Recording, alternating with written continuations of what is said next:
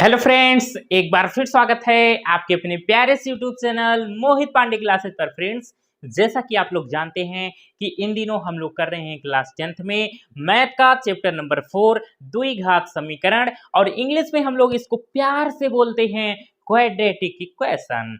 तो इसके लास्ट वाले वीडियो में हम लोगों ने एक्सरसाइज 4.2 के कुछ क्वेश्चन किए थे, और आज हम लोग इस एक्सरसाइज के जो बचे हुए क्वेश्चन हैं उन पर बात करने वाले हैं। और आज के ही इस वीडियो में आपकी ये पूरी एक्सरसाइज फिनिश हो जाएगी। बस 2-3 क्वेश्चन बचे हुए हैं, और ये लैंग्वेज वाले क्वेश्चन चल रहे हैं इन दिनों, जिससे बच्चों को डर लगता है, और डर के आगे जीत है।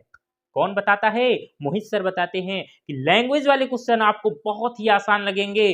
कब? जब आप हमसे पढ़ोगे तब, क्योंकि इसको पढ़ाने का तरीका कुछ अलग होना चाहिए। इसको आप लोग अगर कहानी की तरह पढ़ोगे तब आपको ये समझ में आएगा अच्छे से, ठीक है। और ये आंसर लाना तो बड़ी बात नहीं है बच्चा, आंसर तो सब ला देंगे, लेकिन बच्चों के खोपड़िया में समाने का भैया बहुत बड़ी मेहनत पड़ती है, उनके खोपड़िया में घुसेड़ने की इस सवालों को, ठीक है। तो भैया शुरू करते हैं आज के हम इस वीडियो लेक्चर को।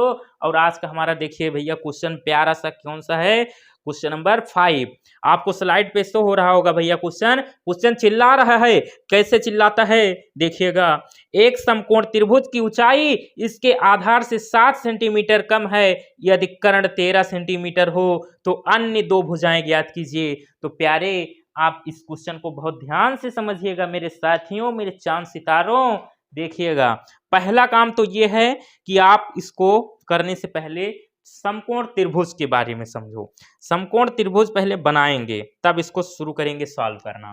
तो समकोण त्रिभुज बनाना शुरू करते हैं भैया। खाने के लिए तैयार हो जाओ, बनाना हम शुरू कर रहे हैं। ये बन गया समकोण त्रिभुज, मतलब ऐसा त्रिभुज जिसमें कोई एक कोण आपका 90 डिग्री का नजर आए।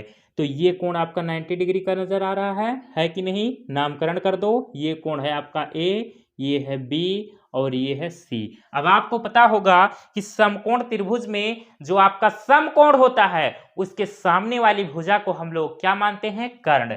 तो समकोण ये है, इसके सामने कौन सी भुजा नजर आ रही है? ये वाली। तो ये भुजा आप क्या कहोगे? इसको कर्ण कहेंगे सर। क्या कहोगे? कर्ण कहोगे आप, ठीक है। इतनी बात क्लियर है। अब क्वेश्चन में कुछ दे रखा है क्या? एक समकोण त्रिभुज जिसकी ऊंचाई इसके आधार से 7 सेंटीमीटर कम है, यदि कर्ण 13 सेंटीमीटर हो। कर्ण दे रखा है भैया कितना? 13 सेंटीमीटर, 13 सेंटीमीटर। और इसकी ऊंचाई की बात की गई है। इसकी ऊंचाई यही तो होगी। इसकी ऊंचाई क्या कह रहा है? इस त्रिभुज की ऊंचाई इसके आधार से 7 सेंटीमीटर कम है, मतलब ये आधार से इसकी ऊंचाई 7 सेंटीमीटर कम है। आधार तो पता नहीं है। मान लो कि आधार है x सेंटीमीटर, तब इसके आधार से इसकी ऊंचाई कितनी कम है? 7 सेंटीमीटर। तो मतलब अगर आधार x सेंटीमीटर तो ऊंचाई कितनी होगी? x minus 7 centimetre. क्यों? क्योंकि कह रहा है कि इसकी जो समकोण त्रिभुज की ऊंचाई है वो इसके आधार से 7 सेंटीमीटर कम है। तो आधार को आप अगर x मान रहे हो तो x में 7 घटा ही दो बच्चा, जो बचेगी वो होगी आपकी समकोण त्रिभुज की ऊंचाई। और ये कर्ण तो दे ही रखा था आपके क्वेश्चन में। और ये क्वेश्चन नंबर कौन सा है प्यारे? Question number 5। Question number 5। अब हम करेंगे क्या? हमने इसमें क्या माना है? माना समकोण त्रिभुज का आधार, माना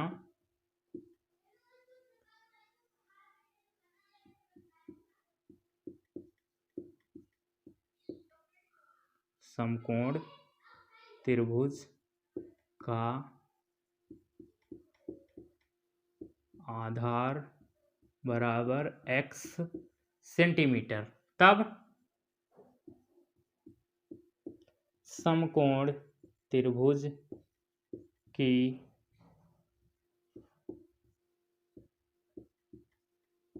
ऊंचाई क्या होगी?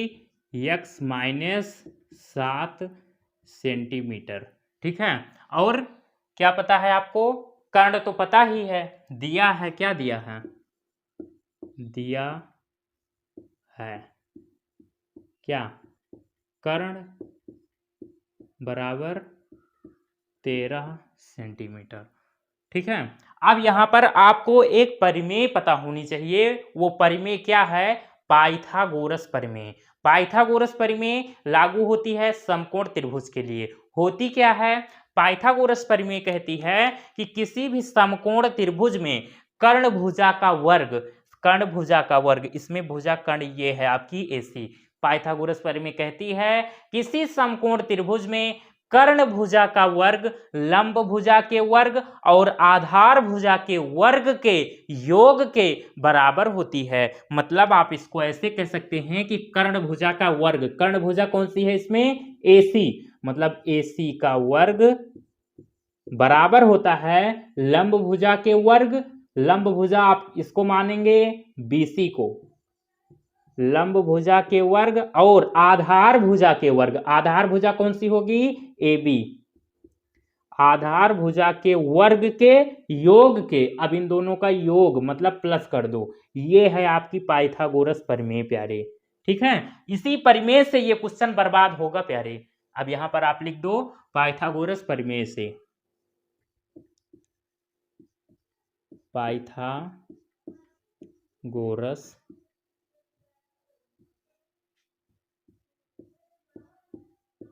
प्रमेय से। ये प्रमेय आप लोग अप्लाई करिए।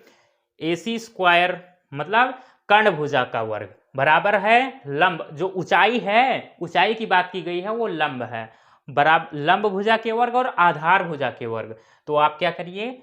लंब का वर्ग मतलब आपको BC का वर्ग बोले तो x-7 का वर्ग, तो x-7 का वर्ग प्लस AB मतलब आधार का वर्ग, मतलब कहें तो कहें क्या कहें? x का वर्ग बराबर कर्ण का वर्ग। कर्ण AC, कर्ण मतलब भुजा आपकी AC है और पता है हमें कितना है? 13 का वर्ग। अब इसको भैया सॉल्व कर दीजिए, बस खट से आंसर आएगा आपका, ऐसे नहीं खट से आएगा, अभी बहुत काम है इसमें। A-B का होल स्क्वायर, भैया फॉर्मूला पता है नहीं पता? अगर नहीं पता है तो भैया बहुत ही शर्म की बात है आप लोगों के लिए। A-B का होल स्क्वायर बराबर क्या होता है? A square plus B square minus 2AB। A का काम कर रहा है x, B का काम कर रहा है 7, तो A स्क्वायर, A का काम कर रहा है x मतलब x square plus B square, B की जगह है 7, तो 7 का स्क्वायर भैया 49 माइनस 2AB। 2 इंटू A में करोगे मल्टीप्लाई 2x का फिर से B में मतलब 7, तो 2 7 जा 14x। A-B के होल स्क्वायर से हमने इसको खोला इस ब्रैकेट को, तब इतना मिला, प्लस x का होल स्क्वायर मतलब x स्क्वायर बराबर 13 का वर्ग क्या होता है? 169 होता है बच्चे। अब x स्क्वायर जुड़ जाएगा, हो जाएगा भैया 2x square minus 14x plus 49, इसको इधर बुलाओ, माइनस 169, इधर बचेगा 0। इसको थोड़ा एक स्टेप सॉल्व करो, 2x स्क्वायर माइनस 14x, ये बड़ा है इसके सामने माइनस, इसलिए माइनस यहाँ भी आएगा। 9 में 9 भैया जाएगा 0, 6 में 4 जाएगा 2, 1 है तो 1, दिस कुछ कॉमन नजर आ रहा है 2, तो 2 को कॉमन लो तो बचेगा x स्क्वायर माइनस 2 7 जा 14 माइनस 2 6 जा 12 और 0 है तो 0। अब यहाँ पर समझ में आया, हमने 2 को कॉमन कर लिया है। अब 2 को जब कॉमन किया तो इधर भेजोगे तो 0/2 बचेगा, इधर क्या आएगा? 0/2। आपको बचपन में ही बताया गया था कि किसी भी भिन्न में अगर अंश मतलब जो ऊपर लिखा रहता है वो अगर 0 हो जाए तो पूरी भिन्न 0 के बराबर होती है। तो अब इस स्टेप में हम 2 को खा जाएंगे प्यारे। x square minus 7x minus 60 equal to, यहाँ 0 क्यों लिखा हमने? क्योंकि 2 जब इधर जाएगा तो 0/2 और 0/2 का मतलब 0। ठीक है, अब ये आ गया। अब हमें ज्ञात क्या करना था? हमें इसमें ज्ञात क्या करनी है? एक समकोण त्रिभुज की ऊंचाई इसके आधार से इतना, तो अन्य दो भुजाएं, मतलब कर्ण तो पता था, हमें इसकी ऊंचाई और ये दोनों पता करनी है। मतलब अन्य भुजाएं का मतलब यही दो भुजाएं तो बची।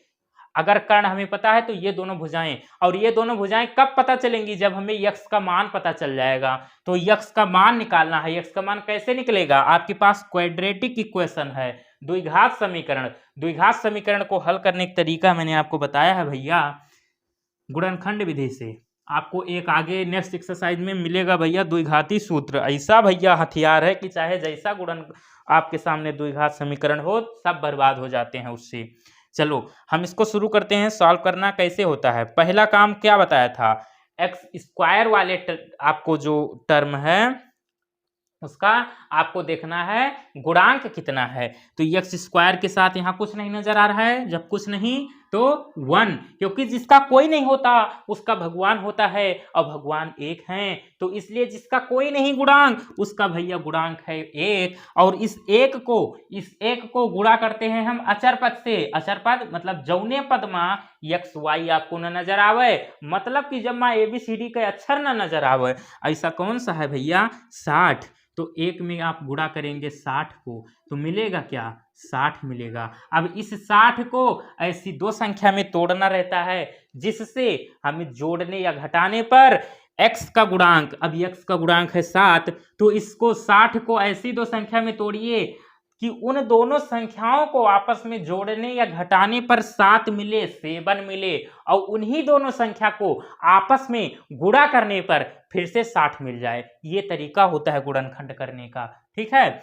तो अब जोड़ें उन दोनों संख्याओं को कि घटाएं ताकि 7 मिले, तो उसके लिए ध्यान दीजिए, एक ट्रिक बता रहा हूं, आप हमेशा इसको याद रखना। अचर पद जो है आपका उसके सामने देखिए प्लस लगा है कि माइनस, तो अचर पद के सामने माइनस नजर आ रहा है। तो इस 60 को ऐसी दो संख्या में तोड़ना है मेरे चांद सितारे कि जिससे उन दोनों संख्याओं को आपस में जब माइनस करें तब 7 मिले। तो भैया ऐसी संख्या सोचो भैया कौन सी है, 12 पंचे 60 और 12 में जो 5 घटाओगे तो बचेगा 7। हो गया अपना काम प्यारे, हो गया। देखो भैया इससे होता है काम अपना। 12 में जब 7 घटाओगे तो कितना बचेगा, 12 पंचे 60, 5 घटाओ तो कितना बचेगा 7, और जब 12 में 5 घटाया तो 7 मिला, घटाने पर होना चाहिए काम। और जब 12 का गुणा करोगे 5 से तो 60 मिलेगा। इसका मतलब वो संख्याएं कौन कौन सी हैं, 12 और 5। बस इन्हीं दोनों संख्याओं का पता लगाना था, लग गया पता, तो बधाई हो प्यारे, पता लग गया। एक्स स्क्वायर माइनस, अब इस 7 को हमने किस में तोड़ा, 12 माइनस 5 में, और x है तो x को बाहर लिख लो, माइनस 60 दिस डेट। माइनस के अंदर गुणा करोगे तो -12 और 12 का x में तो -12x, माइनस माइनस प्लस हो जाएगा, 5 और 5 का x में गुणा, -60 बराबर 0। यहाँ तक क्लियर। कॉमन करिए, कॉमन क्या नजर आ रहा है x, तो x कॉमन करेंगे, यहाँ बचेगा x स्क्वायर था, x स्क्वायर का मतलब 2 बार x था, तो एक बार x को हमने कॉमन ले लिया तो एक बार बचेगा, तो उसको हमने लिख दिया अंदर। यहाँ अकेला था x, उसको हमने कॉमन कर लिया तो यहाँ बचेगा केवल 12, और प्लस यहाँ पर 5 कॉमन करिए तो x माइनस 60 को आप ऐसे तो लिख सकते हो ऐसे, ठीक है। तो जब हमने किसको कॉमन किया 5 को, तो अकेला 12 तो बचेगा, तो उसी को आप यहाँ लिख दीजिए दिस डेट। अब इस स्टेप में पहुंचने के बाद में आप देखिएगा क्या आपके दोनों ब्रैकेट सेम आ रहे हैं, मतलब दोनों ब्रैकेट के अंदर सेम चीज लिखा है कि नहीं। अगर सेम होगा तब आपका क्वेश्चन सही है, मतलब आप सही रास्ते पर जा रहे हो, अन्यथा आप बहुत ही गलत रास्ते पर जा रहे हो, कोई फायदा नहीं है उस रास्ते पर जाने से। लेकिन हमारा तो भैया सही है, ब्रेकर के अंदर सेम है, सेम दिखाता है, मतलब हम लोग बिल्कुल सही रास्ते पर चल रहे हैं प्यारे, हम लोग के साथ कोई गलत नहीं होने वाला। तो अब क्या करेंगे, इस ब्रैकेट को हम कॉमन कर लेंगे, तो मतलब x माइनस 12 को आप कॉमन करेंगे, तो जो बचेगा उसको दूसरे ब्रैकेट में लिखो। इसको हमने कॉमन किया तो यहाँ क्या बचा, अकेला x, तो हमने यहाँ x लिखा, प्लस है तो प्लस। इस ब्रैकेट को हमने कॉमन किया तो यहाँ कौन बचेगा 5, तो यहाँ पे 5 को लिख दो इक्वल टू 0। बस हो गया, हो नहीं गया, अभी थोड़ा सा आपको और समझना है। अभी 98% खत्म हुआ है भैया आपका ये क्वेश्चन। आप क्या करेंगे, दो ब्रैकेट हैं, एक बार इस ब्रैकेट के इक्वल में 0 लो, एक बार इस ब्रैकेट के इक्वल में 0। तो जब x माइनस 12 इक्वल टू 0, तब क्या मिलेगा, x बराबर 12, ठीक। जब x plus 5 equal to 0, x plus 5 equal to 0। एक्स बराबर इधर जाएगा -5। ठीक है, ये भैया बिल्कुल गलत है, ये एक्स का मान नहीं हो सकता। क्यों? क्योंकि त्रिभुज की कोई भी भुजा कभी ऋणात्मक नहीं हो सकती। यहाँ पर एक्स का मान ऋणात्मक आ रहा है, तो हम एक्स का ये मान नहीं लेंगे। कोई भी लंबाई कभी माइनस में होती है प्यारे। आपको कहा जाए आप -5 फुट के हो तो क्या आप मान ले हो? कभी कोई लंबाई माइनस में नहीं होती है बच्चे। यहाँ पर त्रिभुज की बात की गई है। त्रिभुज की कोई भी भुजा कभी माइनस में नहीं होती। और इसके यक्स के दो मान आए हैं यहाँ पर, एक प्लस में एक माइनस में। तो माइनस वाली तो कभी हो ही नहीं सकत है प्यारे, कभी हो ही नहीं सकती। इसलिए x का हम जो प्लस वाला मान आया है उसको लेकर चलेंगे। मतलब आपका जो फाइनल आंसर है वो ये वाला सही है, ये भैया गलत है। तो चलिए अब क्या होगा, x का मान जब 12 आया है तो भैया अब अन्य भुजाएं कैसे निकलेंगी। अतः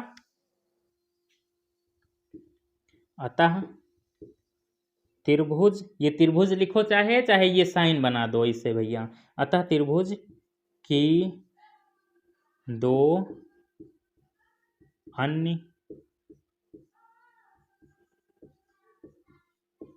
भुजाएं कितनी, यक्स आधार, यक्स का मान आया 12 तो मतलब 12 सेंटीमीटर, तथा दूसरा कितना होगा यक्स -7, मतलब 12 में से 7 घटाओगे तो कितना बचेगा 5, तो मतलब 5 सेंटीमीटर है। अतः त्रिभुज की दो अन्य भुजाएं 12 सेंटीमीटर तथा 5 सेंटीमीटर हैं। बस यही ज्ञात करना था, दो अन्य भुजाएं, जो कि आपका आ गया है आंसर। बस इतना ही करना था इस क्वेश्चन में। और मैं साइड हो रहा हूँ, इसका आप लोग लेंगे भैया स्क्रीनशॉट। अगर नोट्स बना रहे हो, अच्छे बच्चे हो आप, तो भैया स्क्रीनशॉट ले लो इसका। ले लिया? चलिए नेक्स्ट और ये लास्ट क्वेश्चन है इस एक्सरसाइज का। आपको दिख रहा होगा भैया स्लाइड पे, कह रहा है एक कुटीर उद्योग एक दिन में कुछ बर्तनों का निर्माण करता है। ठीक है, एक विशेष दिन यह देखा गया कि प्रत्येक नग की निर्माण लागत रुपए में उस दिन के निर्माण किए गए बर्तनों की संख्या के 2 गुने से 3 अधिक थी। यदि उस दिन की कुल निर्माण लागत रुपए 90 थी तो निर्मित बर्तनों की संख्या और प्रत्येक नग की लागत ज्ञात कीजिए। ठीक है, देखिए एक कुटीर उद्योग, मान लो कोई फैक्ट्री है आपकी, ऐसे समझो कोई फैक्ट्री है। इसमें लैंग्वेज थोड़ा इधर उधर कुछ बच्चों को दिक्कत हो रही होगी। एक फैक्ट्री है, उसमें एक दिन में कुछ बर्तन बनते हैं। ठीक है, और एक विशेष दिन यह देखा गया, किसी एक दिन की बात की जा रही है कि प्रत्येक नग की, मतलब एक एक बर्तन की निर्माण लागत, मतलब एक बर्तन के निर्माण में कितना खर्चा आ रहा है उस बर्तन को बनाने में, उसकी लागत उस दिन के निर्माण किए गए एक बर्तन को बनाने में जो खर्चा आ रहा है वो एक दिन में जितने भी बर्तन बनाए जाते हैं, एक दिन में निर्माण किए गए बर्तनों की संख्या, एक बर्तन को बनाने में जो खर्चा आ रहा है वो एक दिन में जितने बर्तन कुल बनाए जाते हैं उसकी संख्या के 2 गुने से 3 अधिक थी। मतलब एक दिन में जो एक बर्तन का जो खर्चा आ रहा है वो एक दिन में जितने बर्तन बनते हैं उसकी संख्या के 2 गुने से 3 अधिक थी। इतना खर्चा आ रहा है भैया का किसमें, एक बर्तन को बनाने में। ठीक है, यदि उस दिन की कुल निर्माण लागत 90 थी, उस दिन जिस विशेष दिन की बात की गई है उस दिन टोटल खर्चा हुआ है 90 रुपए, तो निर्मित बर्तनों की संख्या, तो टोटल कितने बर्तन बने हैं उस दिन उसकी संख्या बतानी है। और एक एक बर्तन को, प्रत्येक नग की, मतलब ऐसे समझो नग का मतलब एक एक बर्तन को बनाने में कुल कितना खर्चा हुआ है, कितनी लागत आई है, ये क्वेश्चन का मतलब है। क्लियर है क्वेश्चन? अब आगे देखिए हम क्या करते हैं, हम मानते हैं इसमें सबसे इस टाइप का एक एग्जाम्पल मैंने कराया था, अगर वो एग्जाम्पल आप लोगों ने देखा होगा तो आपको, हाँ देखिए क्वेश्चन नंबर 2 में कह रहा है उदाहरण 1 में दी गई समस्याओं को हल कीजिए। तो उदाहरण 1 देखिए, उसमें मैंने इसको कराया था 2 पार्ट थे, दूसरा वाला पार्ट यही था सेम टू सेम। तो ये आपका क्वेश्चन नंबर 6 है। हम इसमें मानते हैं, माना उस दिन निर्मित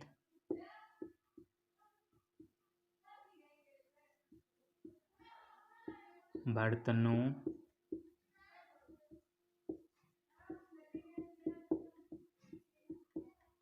की संख्या बराबर यक्स। ठीक है, उस दिन बर्तनों की संख्या बराबर यक्स। आगे देखिए, एक विशेष दिन यह देखा गया कि प्रत्येक नग की निर्माण लागत, प्रत्येक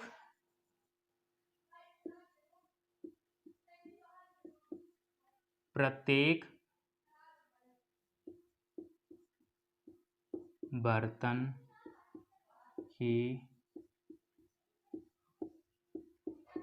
निर्माण लागत कितनी है, कह रहा है प्रत्येक बर्तन की निर्माण लागत। प्रत्येक नग की जगह हमने बर्तन लिख दिया है, आप समझ जाओ बस, आप चाहे नग ही लिख लो, कोनो दिक्कत ना है बच्चा। प्रत्येक नग की निर्माण लागत उस दिन निर्माण किए गए बर्तनों की संख्या से, उस दिन माना हमने कि उस दिन निर्मित बर्तनों की संख्या यक्स, तो उस दिन निर्माण किए गए बर्तनों की संख्या के 2 गुने, तो x का 2 गुना कितना होगा, 2x होगा। और 3 अधिक उस दिन जितने बर्तन निर्मित होते हैं उसकी संख्या के 2 गुने से 3 अधिक, अधिक का मतलब होता है प्यारे गणित में जोड़ करना है आपको, मतलब प्लस करना है। तो प्रत्येक बर्तन की निर्माण लागत 2x + 3, एक बर्तन को बनाने में 2x + 3 रुपए का खर्चा हो रहा है प्यारे। आगे, यदि उस दिन कुल निर्माण लागत 90 थी, कुल निर्माण लागत, कुल निर्माण लागत 90 रुपये। ठीक है, अब यही इसी पॉइंट से आप पकड़िए, कुल निर्माण लागत, कुल निर्माण लागत अगर आपको निकालनी हो तो आप कैसे निकालोगे? कुल निर्माण लागत मतलब एक दिन में जितना कुल खर्चा हुआ है उसको निकालना हो तो आप कैसे निकालोगे, यही आपसे क्वेश्चन है और यहीं से आपका आंसर आएगा इसी पॉइंट से। कैसे? अगर कुल निर्माण लागत आपको निकालनी है, कुल निर्माण लागत, तो कैसे निकलेगी, ये है आपके सामने क्वेश्चन। तो भैया ये ऐसे निकलती है कि टोटल कितने बर्तन बने हैं उसकी संख्या को लीजिए, टोटल हमने माना है कि उस दिन निर्मित बर्तनों की संख्या यक्स, तो माना हमने कुल बर्तन बनाए हैं यक्स और उसका आप गुणा करिए, एक बर्तन को बनाने में कितना खर्चा आया है, तो प्रत्येक बर्तन की निर्माण लागत 2x + 3, 2x + 3, इन दोनों का आपस में गुणा करोगे तो कुल निर्माण लागत आ जाएगी। एक दिन में कुल कितने बर्तन बनते हैं, कुल बर्तनों की संख्या का आप गुणा कर दीजिए, एक दिन में जितने नहीं, एक बर्तन की निर्माण लागत, एक बर्तन को बनाने में कितना खर्चा आ रहा है, बस उसी का गुणा करिए, जो आएगा रिजल्ट वही होगा एक दिन में कुल कितने की निर्माण लागत आ रही है। तो दे रखा था कुल निर्माण लागत 90, तो कुल निर्माण लागत की जगह हम कैसे लिखेंगे ये देखिएगा। कुल निर्माण लागत की जगह देखिए, उस दिन निर्मित बर्तनों की संख्या कितनी, x, माना कुल x बर्तन बनते हैं उस दिन, x, इसका मल्टीप्लाई करेंगे किसके साथ, प्रत्येक बर्तन की निर्माण लागत कितनी थी, 2x + 3। ठीक है, और ये बराबर है 90 के। बस यहीं से शुरू कर दीजिए, आपका आंसर यहीं से आएगा। 2x का x में मल्टीप्लाई होगा, क्या मिलेगा, 2x² + 3 का x में तो 3x, और 90 को इधर कम हियर बोल दो तो ये इधर आके -90 हो जाएगा, = 0। अब इसका आप कर दीजिए क्या, गुणनखंड करके मान निकाल लीजिए भैया, किसका, हाँ कॉमन तो नहीं होगा क्योंकि यहाँ पर भैया है 2, अगर 3 होता तो हो जाता काम, या तो यहाँ पर भैया 4 या 6 होता तब हो जाता, तब यहाँ तो 2 कॉमन दिख रहा है लेकिन यहाँ नहीं होगा, यहाँ 3 कॉमन मिलेगा, यहाँ 3 कॉमन नहीं होगा, इसलिए कॉमन नहीं लेने हैं आपको, आप इसे डायरेक्ट करिए। डायरेक्ट करने का क्या तरीका है भैया, गुणनखंड करने, x² का गुणांक देखिए क्या है, x² का गुणांक है 2, तो आप 2 को पकड़िए, यहाँ पकड़िए और इसका गुणा करिए अचर पद से, ये अचर पद है आपका 90, तो मिलेगा क्या, 180 मिलेगा। अब इस 180 को ऐसी दो संख्या में तोड़िए जिससे, ऐसी दो संख्या में मतलब उन दोनों संख्या को आपस में जोड़ने पर x का गुणांक मतलब 3 मिले, और घटाने पर नहीं यार, गुणा करने पर उन्हीं दोनों संख्याओं को आपस में फिर से 180 मिल जाए। तो अब जोड़ें उन दोनों संख्याओं को कि घटाएं ताकि हमें 3 मिले, तो उसका पता कैसे चलेगा? अचर पद के सामने देखिए प्लस लगा है कि माइनस, तो अचर पद के सामने माइनस लगा है, मतलब हमें ऐसी दो संख्या लेनी है कि जिनको आपस में माइनस करने पर हमें 3 मिलना चाहिए। तो मिलेगा कैसे? 180 का गुणनखंड कर डालो भैया, वर्गमूल निकाल लो, गुणनखंड कर डालो, भाग दे डालो, गुणा कर डालो।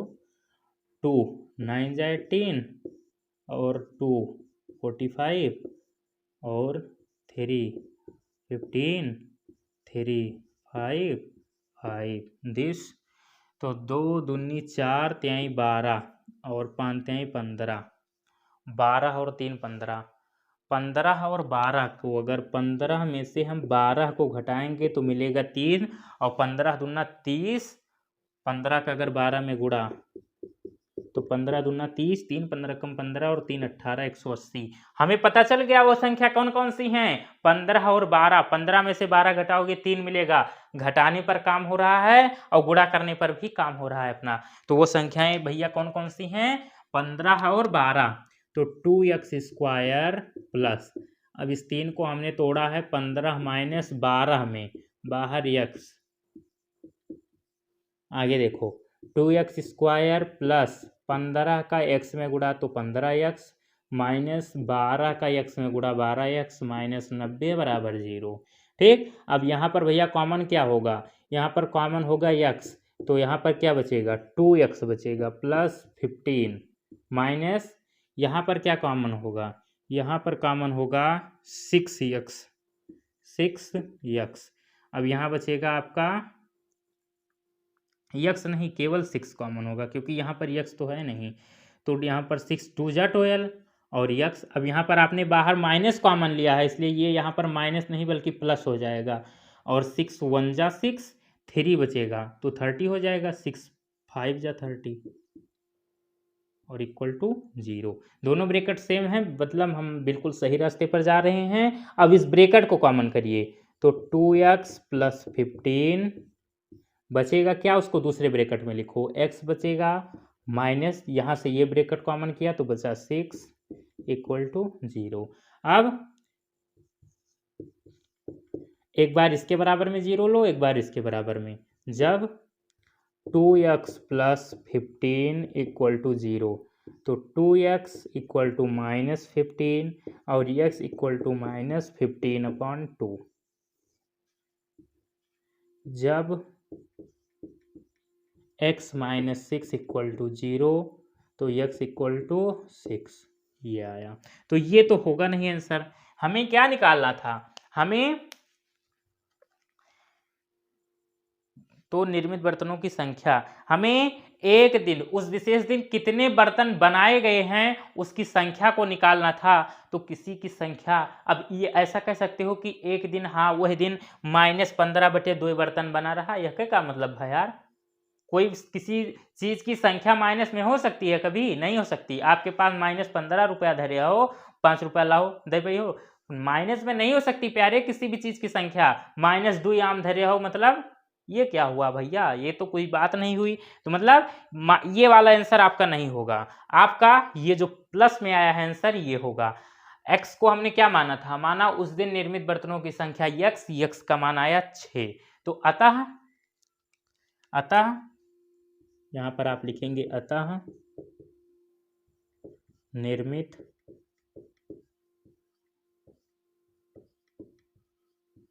बर्तनों की संख्या बराबर 6 तथा प्रत्येक नग की लागत, प्रत्येक नग की लागत कैसे निकलेगी, हमने क्या माना था, प्रत्येक बर्तन या नग का निर्माण लागत की निर्माण लागत वही चीज है। 2x प्लस 3, तो 2x प्लस 3 इसको सॉल्व कर लो, x का मान आपको पता ही है क्या है, x का मान 6, तो 2 का 6 में मल्टीप्लाई प्लस 3, तो 6 2 जा 12 प्लस 3 मतलब 12 3 15। तो मतलब प्रत्येक नग की लागत कितनी आई, 15 रुपीज, 15 रुपीज और ये 6 केवल। तो मतलब उस दिन कितने बर्तन बनते हैं? उस दिन 6 बर्तन बने थे और प्रत्येक नग की लागत 15 रुपए, एक-एक बर्तन को बनाने में 15 रुपए खर्चा आ रहा है। तो इस तरीके से आपका ये भैया क्वेश्चन हुआ खल्लास। इसको हम हटा दें, ठीक है? चलिए। अब आप इसका स्क्रीनशॉट ले लो प्यारे। इसी के साथ ये भैया आपकी एक्सरसाइज खत्म हुई पूरी। ले लिया? चलिए। तो फ्रेंड्स, आज का वीडियो हम लोग यहीं पर समाप्त करते हैं, क्योंकि आप लोग को पता चल गया होगा कि ये पूरी एक्सरसाइज हमारी खत्म हुई आज।